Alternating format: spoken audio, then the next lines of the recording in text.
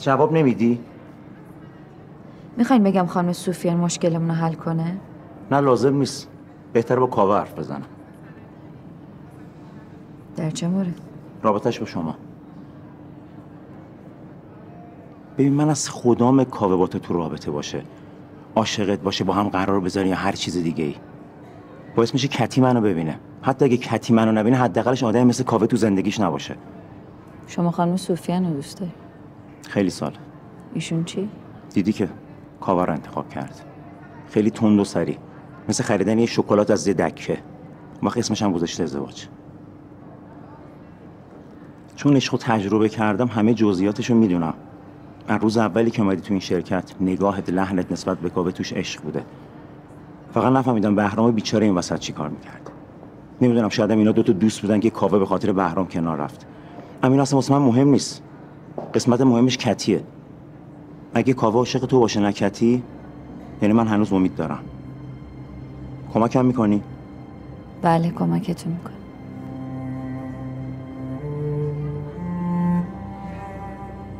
عاشقشه، درسته، ولی عاشق بهرامم نه کاوه. شما هم عشق کاوه به همسرشو فکر کنم دیدین. به نظرم دنبال این قصه ها نباشید.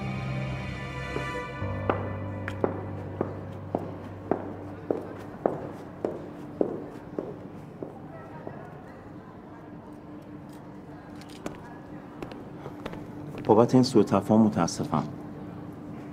امیدوار شده بودم. عقلم از کار افتاده بود. فقط میشه خواهش کنم این گفتگو بین خودمون بمونه؟ سعی میکنم.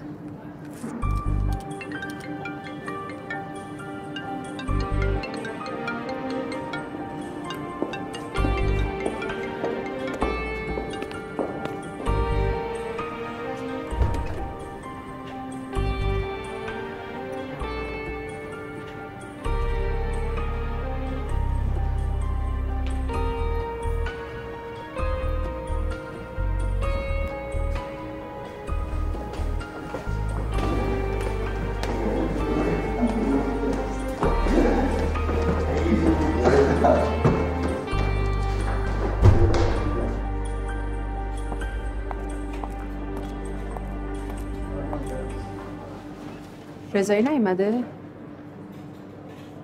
نه نیومدن هنوز.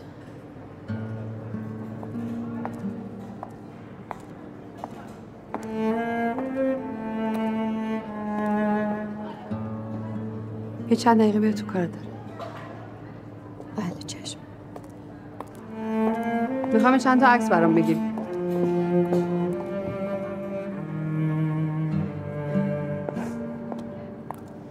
بیا ببینم بلدی.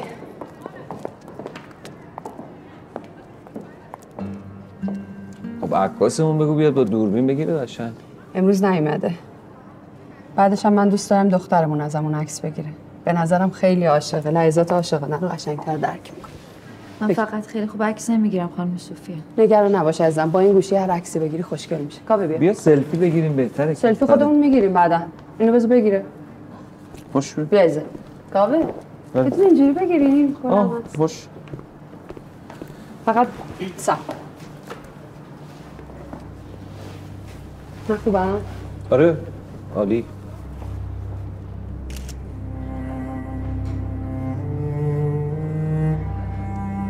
خب. خوبه دیگه مرسی. یکی دو تا دیگه بندازیم. یه فیگور دیگه بگیر. تو من میرم اینجا. خوبه.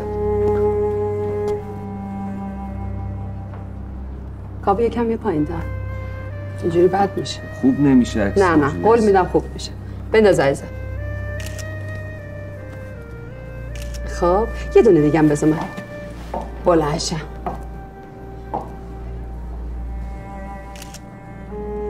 کافیه.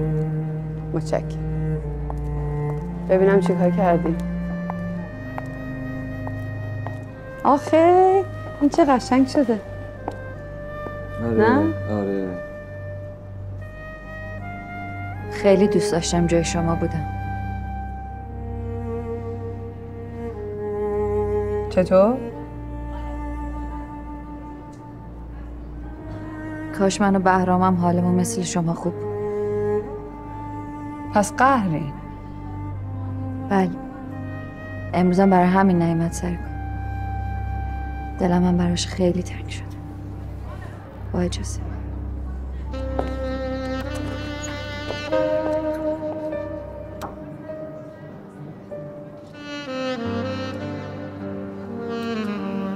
تو میدونستی اینا با هم قهرن؟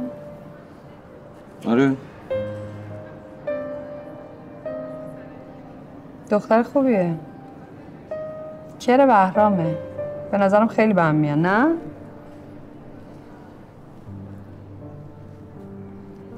هم کاری نداری من امروز برم دیگه؟ بله شما میتونیم بریم. باشه فعلا. امروز ازت راضیم. سورپرایزم کردی. برو حالشو ببر.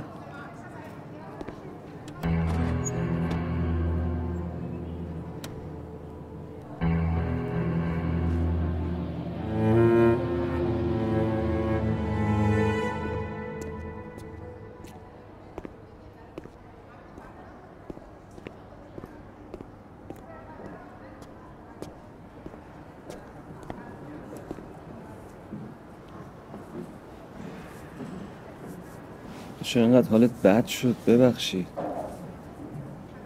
نمیخواستم اذیتت کنم. باور کردی؟ باور نکردنش یکم سخت بود. به نظر خیلی واقعی میومد. بابا 4 تا جمله من گوگل کردم بهش بگم بره شرش رو بخوابونه دیگه. نیازی به توضیح نیست. سعی میکنم بفهم. نمیدونم تا کی قراره تو این وصیت بمونم. از ژیلا چه خبر؟ هیچی، فقط هم پیغامی که بهت گفتم. یه چیزی رسونده به بهرام که خودشو نجات بده. ببین امشب اگر بهرام اومد که اومد، اگر نه آدرس اخگر رو میدی من برم سراغش. کافه ولی ولی بی ولی. تو خودت گیر کتی تکون میخوری میندازتت زندان. حالا یه راهی پیدا شده که ممکنه نتونه منو بندازه زندان. چی؟ یه زن.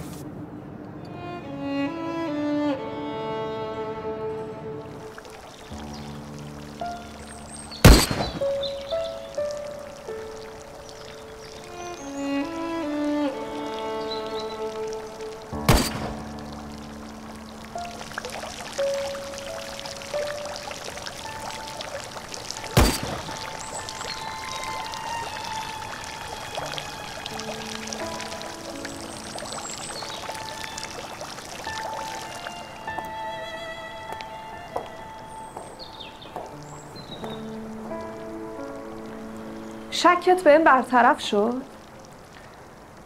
پیشنهادت هنوز سر جاشه؟ دیدی گفتم به کتی حرفی نمیزنی؟ پیشنهادت سر جاش هست؟ چی باعث شده فکر کنی میتونی انقدر طلبکارانه با من حرف بزنی؟ انگار کتی غیر از پول اعتماد به نفس کاذبم بهت داده. همینی که هست. من راجع به صحبتی که دفعه قبل با هم کردیم اومدم اینجا، پس بهتره که بریم سر اصل مطلب. لطفاً. اصل مطلب چیه؟ تو کار منو میخوای، منم پولتو. همین. موندم کتی با اون اخلاق گندش چطوری با تو میسازه. در و تخت خوب به هم جفت و جور شدیم. زیاد دعوا میکنین آره؟ همه پولم توی یه چک در بچه خودم باشه.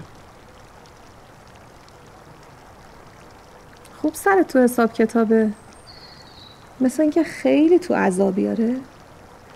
کتی زیادم بد نیستا. شاید تو بساز نیستی. ببین من اگه به اون چیزی نمیگم کاری نمیتونم بکنم واسه اینه که کارم پیشش گیره. یه چیزی پیشش گرو دارم. ولی تو حواستو جمع کن. اصلا حق نداری با من اینجوری حرف بزنی. موضع بالا به پایین بگیری یا بخوای منو تحقیر کنی. من کولیامو دادم. پس این سواله و این حرفا رو بریز دور. بهم بگو پیشنهاد کاری سر جاش هست یا نه.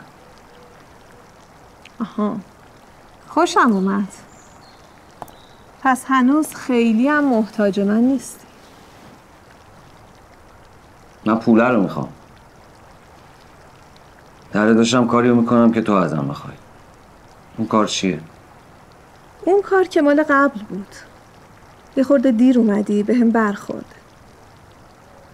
ولی پیشنهادم سر جاشه. فقط چند تا بند و تبصره بهش اضافه شده.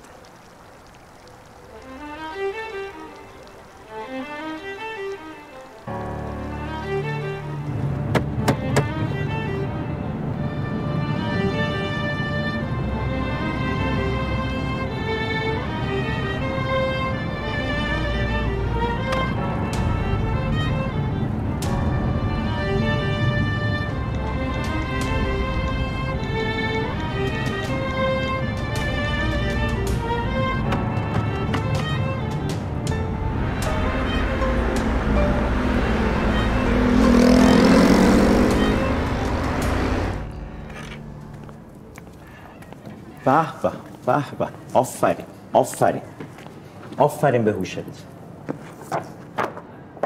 چی شد؟ درست حدس زدی. از کجا فهمیدی؟ چی گفت دختره؟ طرفت میپره، بد جوری هم میپره. همدیگرم میخوان حسابی. بهت گفتم دقیقاً دختری چی گفت. بابا هیچ شوخی کردم تو هم. مسخره. با کاوه ارتباط نداره، عاشق بهرام هم هست.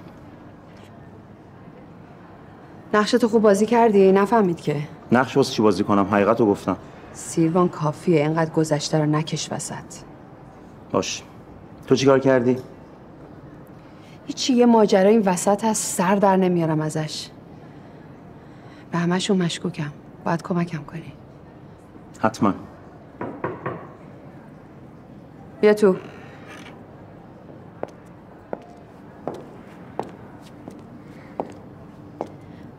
ببخشید یه 2 ساعت میتونم برم بیرون بیام؟ کجا؟ یه جایی هست بهرام همیشه میره، شاید اونجا دیدمش. مثل اینکه تا این آقا بهرام پیدا نکنی دل به کار نمیدی، نه؟ برو. ممنونم. راستی؟ مدارک شناسایی تا تحویل کارگزینی دادی؟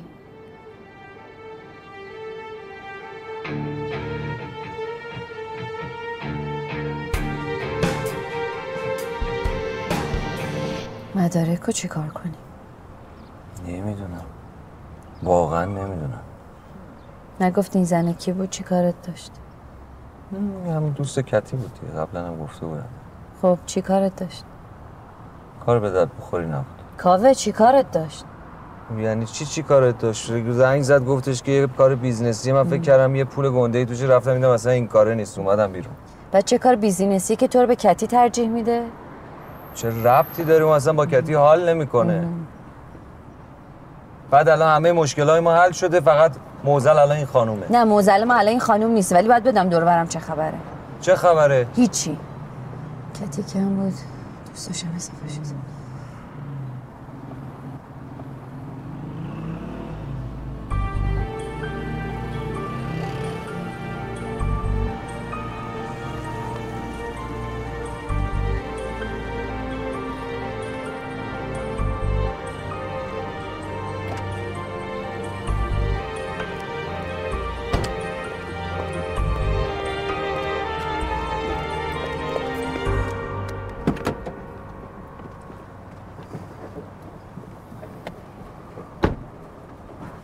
از بهرام چه خبر؟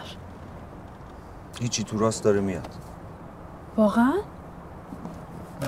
خانم شما سراغ بهرام از من داری میگیری؟ شما باید به من بگی بهرام کجاست. آقا من کاری که باید میکردم و کردم. یه درباره باید به شماها زنگ بزنه دیگه، درسته؟ از کجا معلومه تونه درباره؟ من که چشم بسته بود، ولی معلومه یه جای خیلی خلوت و پرتیه. خیلی صدای نگهبانی هم مال من نشیندم اونجا.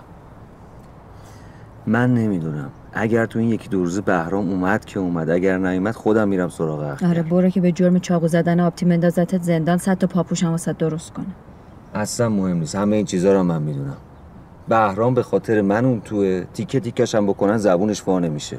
خودتو بذار جای من، قبول میکنی؟ باید از اخگر امتیاز بگیریم. خیلی ممنون از راهنماییتون. فقط ممکنه بگین از کجا باید بریم امتیاز بگیریم؟ گاف صندوقش. خونه مجردیش، همه مدارک مهم اونجاست. خب تو آدرس اونجا رو بلدی؟ من خیلی وقت پیشا زیاد اونجا میرفتم. خیلی هم پیش میومد که اخگر تو حال خودش نباشه. وقتی هم تو حال خودش نبود خب خیلی مهربون میشد. مدارک منم ممکنه اونجا باشه؟ همه چی ممکنه. از کجا معلوم هنوز اون مدارک توی اون گاف صندوق باشه؟ از کجا معلوم هنوز اون گاف صندوق توی اون خونه باشه؟ اصلا از کجا معلوم اخگر هنوز توی اون خونه باشه؟ اولی و دومی مطمئن نیستم، ولی مطمئنم هنوز خونش اونجاست. تعقیبش کردم. خب گیریم به فرض همه این چیزام که گفتی درست. رفتن تو خونه اخگری که شما اینجوری ازش تعریف میکنی تقریبا نشدنیه. برگ آسم مونده هنوز. زیر لفظی میخوای خانوم؟ خب بگو دیگه. خونوادش، خونه خونوادش، اینا همه یعنی خط قرمز اخگر.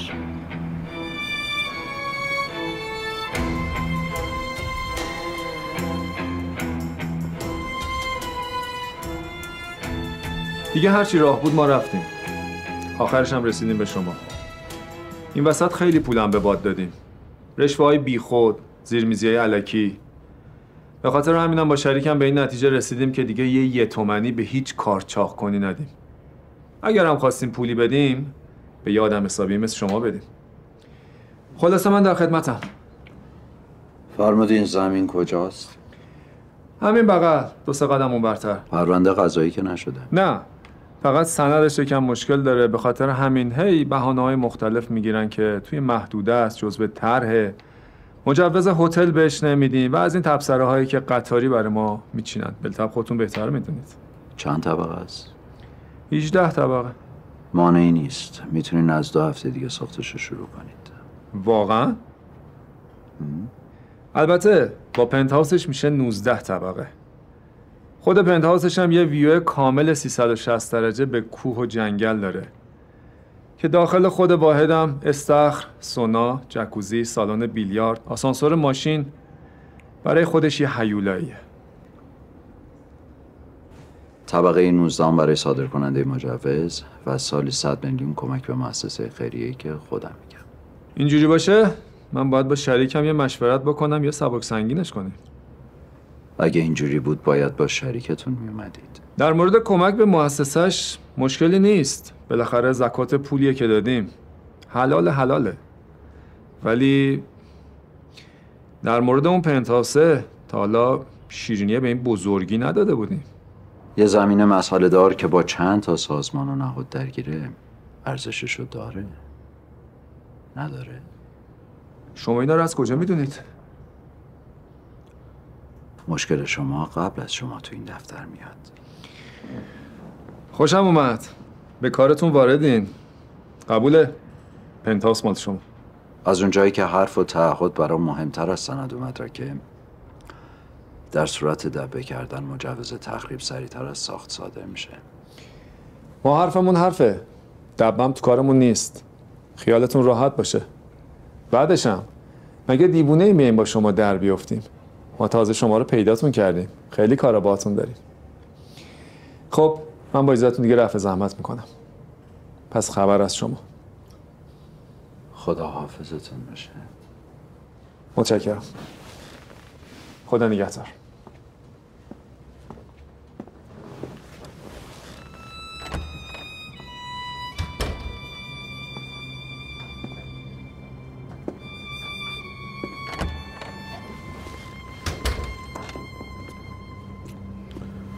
مؤسسه خدماتی وجود داره آقا، ولی زنی به اسم فرانک رحمتی هیچ وقت اونجا کار نکرد.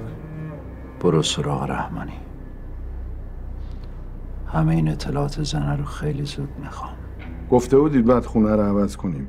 کاش زودتر این کار کرده بودیم آقا. فردا ترتیبشو میدم. اینجوری میریم زیر ذره بین.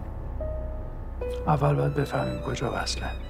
به نظر من یا مأموره یا از طرف تیم سالکیناست. کار خیلی هم میتونه باشه. بدخواهامون زیاد شدن اردشیر. باید چیکار کرد آقا؟ جیب پرپول هر دشمنی رو دوست میکنه.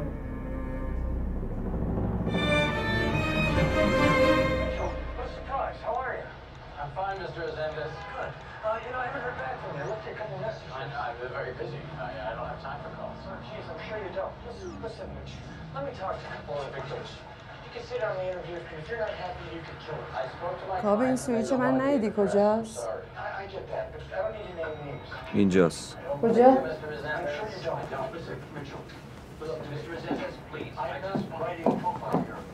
بگی بخواب تو هم دیگه، شب تا صبح بیدار میمونی، صبح بی‌حوصلگی تو بری سر کار. خب فیلمش قشنگه. از بهرام چه خبر؟ هیچ. این دخترم مدارک شناساییشو نیاورده پیگیری کن. کتی؟ بله. داری میری بیرون؟ خسته نباشی. معلوم نیست؟ معلومه که دارم میپرسم. کجا داری میری؟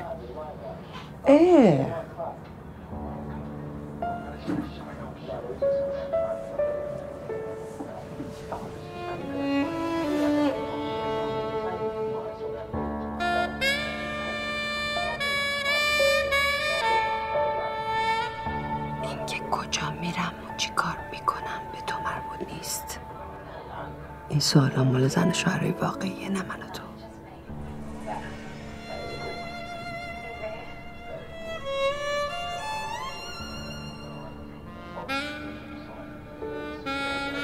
به جای دیدن این مزخرفاتم یه قرص خواب بنداز بالا، خوابت ببره.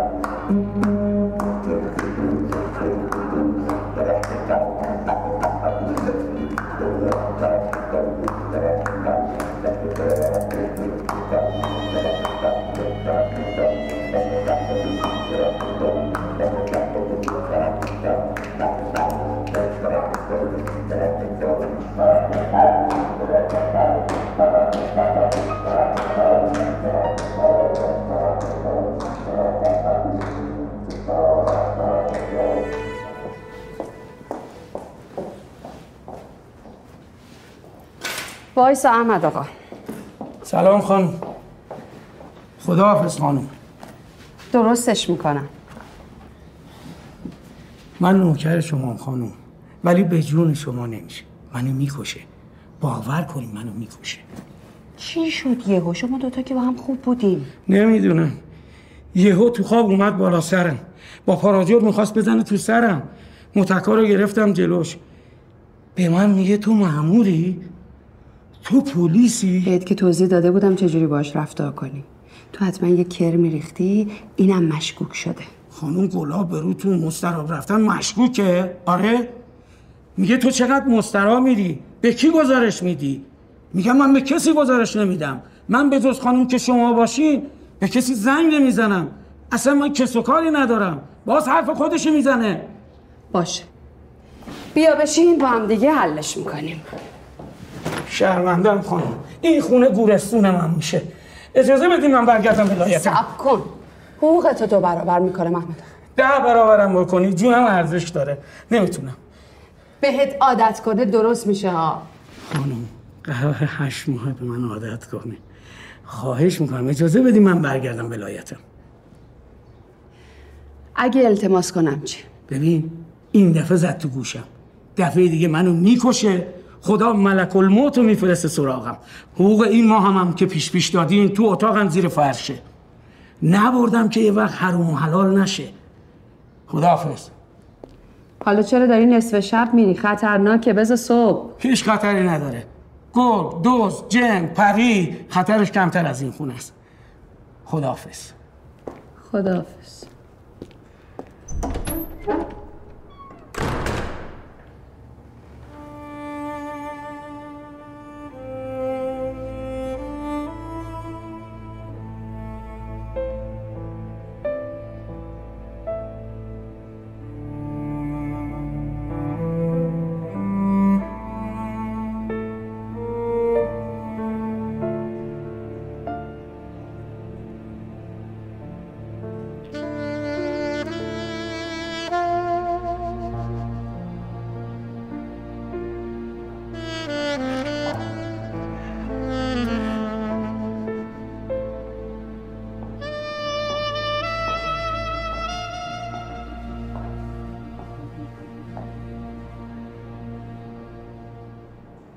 بد نگذره.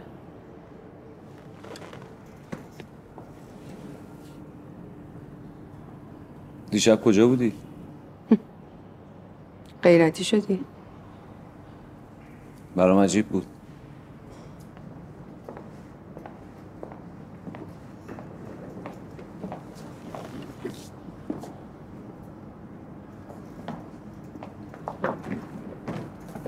گریه کردی؟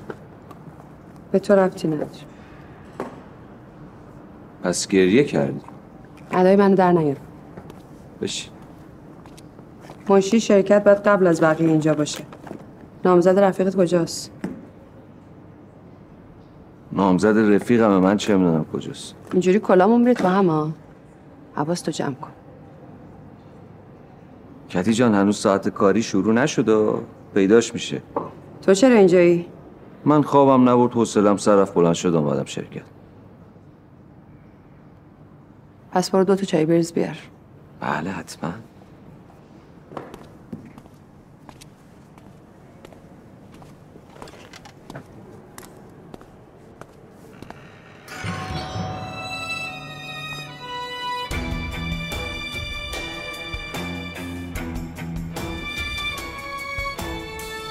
سلام.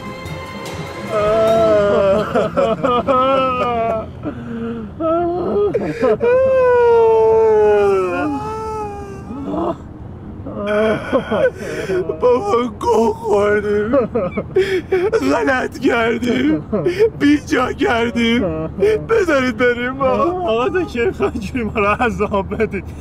مگه جنایت کردیم؟ اگه قطع کردیم منو بکنیم دیگه. آقا جون مادرتون، جون عزیزتون، جون هر کی که دوست داری. خفه میشی یا نه؟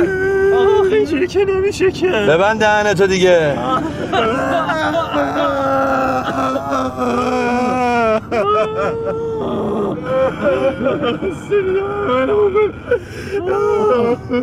مثل اینکه شما حرف آدمیزاد سرتون نمیشه. ببین اگه 1 ثانیه دیگه هر بزنی میبرم وسط بیابون زنده زنده چالتون میکنم ها.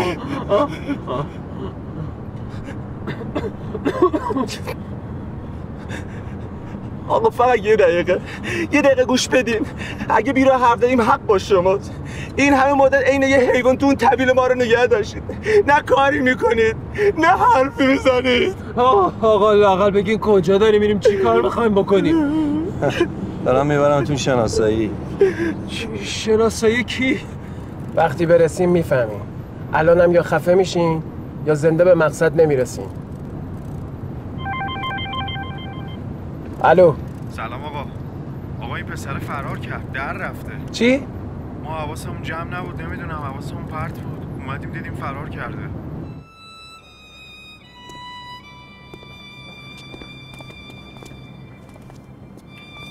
خانم سفیان، باعث افتخاره دیدن شما. تو آسمون دنبالتون میگشتیم. ما پاهامون روی زمینه. بیشتر وکیلتون رو میبینم تا خودتون. کم سعادتی بنده است. بهتره بگیم درگیری کاری. شاید فرصتش نبوده. به هر حال من با مشاور و وکیل و دستیار و اینجور چیزا به نتیجه نمیرسم. شما باید خودتون میومدید و طرح موضوع میکردید. باور کنین اگه میدونستم قطعا میومدم.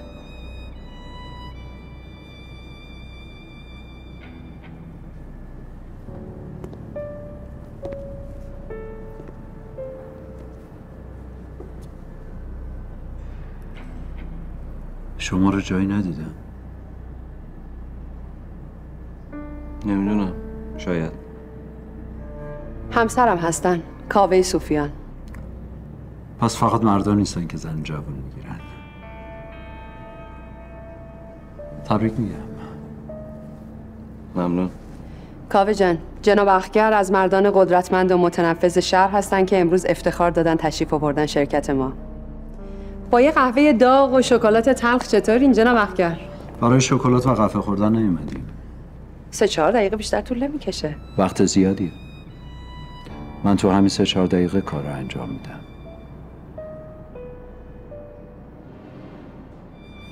بسیار خوب.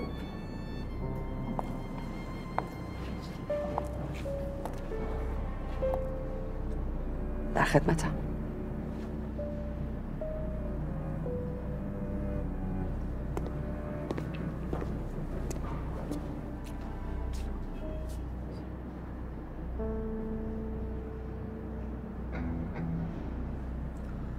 ظاهرا تو شرکت شما کار میکنه. میخوام بدونم الان کجاست. بله، اسمش بهرامه. چند روزی تو شرکت کار میکرد، الانم نیست. چند روز؟ نمیخواید بگید که ازش بخبرید؟ یه 2 روزیه که ازش بیخبری. میشه بپرسم موضوع چیه؟ میتونید بپرسید، ولی جوابتون رو نمیدم. این یکی چه نسبتی باهاش داره؟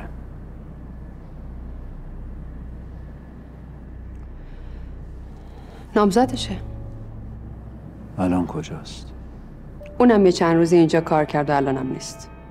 هر دوشون غیبشون زده.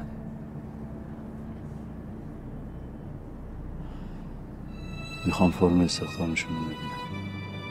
حتما. الان میارم. فقط فرم استخدام بهرام تکمیله. نامزدش تو آوردن مدارک شناسایی کمی تعلل کرد. شما همیشه اینطور بی حساب نیرو استخدام میکنید؟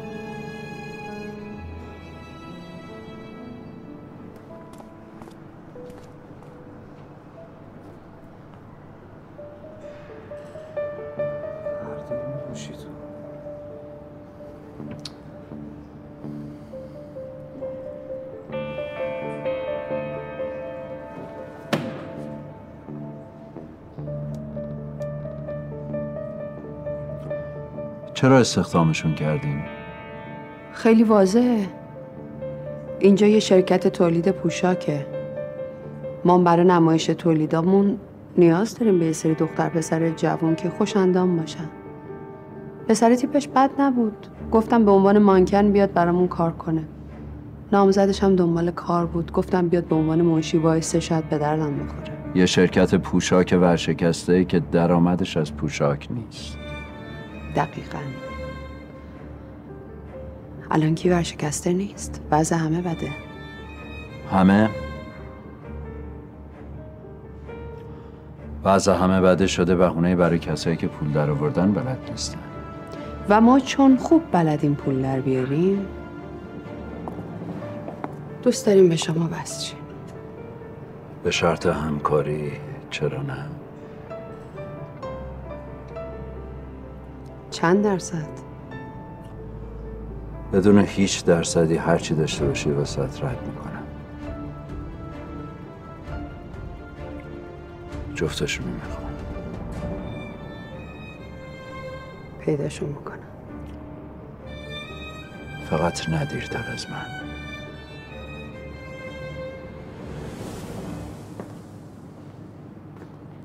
آقا احکر منتظره، داری با تلفن حرف میزنی.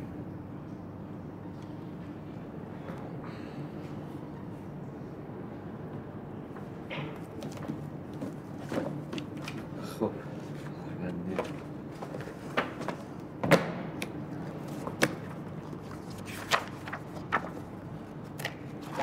چی شد پس؟ پیدا شه دیگه. ببینم اینا چیکار کردن؟ خلافکارن؟ بگیم ما حواسمون جمع باشه. حواستون جمع هم نباشه مهم نیست. پیداشو میکنیم، درستش میکنیم. جمعه.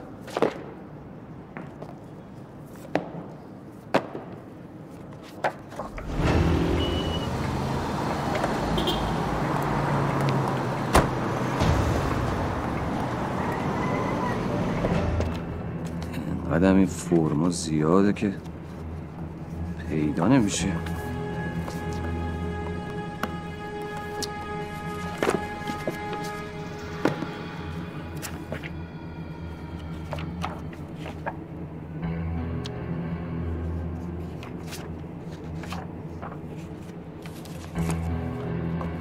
ببینم این قتل کرده، سر صبح لشگر کشیدین اومدین اینجا.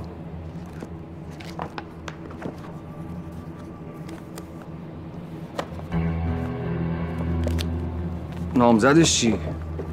اون کاری کرده؟ چیزی نمیگی؟ چقدر حرف میزنی؟ فرمو پیدا کن. چقدرم که تو جواب میدی؟ دلیل نمیبینم به تو جواب بدم. پس وایسا تا فرمت پیدا شه.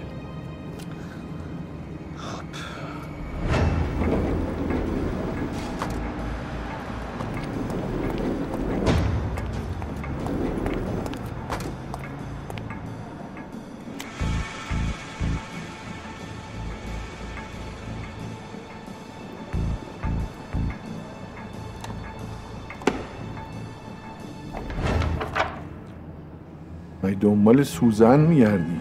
جان؟ گفتم مگه دنبال سوزن میگردی؟ بجم دیگه. دلیل نمیبینم به شما جواب بدم. خسته شدی؟ تشریف ببر داخل، پیدا شد میارم برات. بفهم داری با کی حرف میزنی؟ فرمو پیدا کن تا شهر به پا نشه. با کی دارم حرف میزنم؟ یه پسی خوره بله قربانگو که اگه بخواد زیادی شروع بکنه به آقاشون بگم که ایشون مزاحم شده، از فرمم خبری نیست. پس کن بذار کارمو بکنم.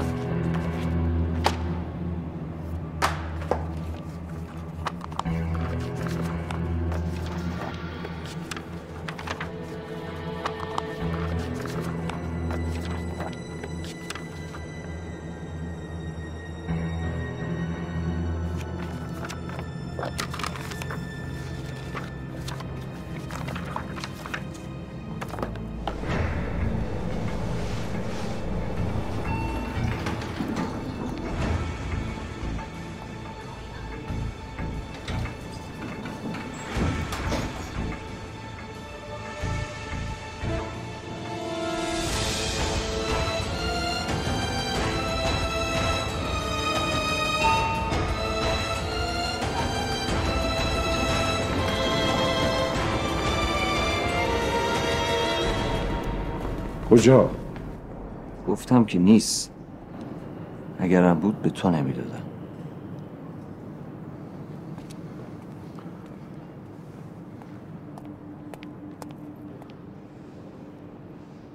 آقا پیدا شد.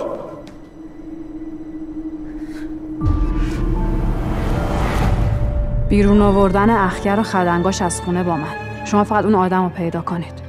بعدش هم امنیت منو تضمین کنید. خیلی دوست دارم عکس عشقتو ببینم. اینو میشناسی؟ نه من اصلا نمیشناسمش. تو چی؟ یه ذره برام آشناست. من تصور میکنم ممکنه شما همدیگر رو توی مهمونی آقای خاجات دیده باشین. چوب خط خبرهای بعد داره پر میشه. میدونی کاوه، میدونی داری دورم میزنی. پوست ستاتونو میکنم.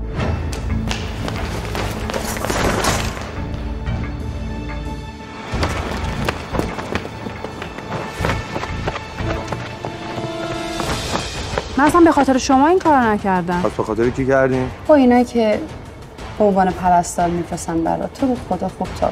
وقتی بابام میگفت پول تو حرومه راست میگفت. خواهش میکنم از این بازی برو بیرون. بکشش.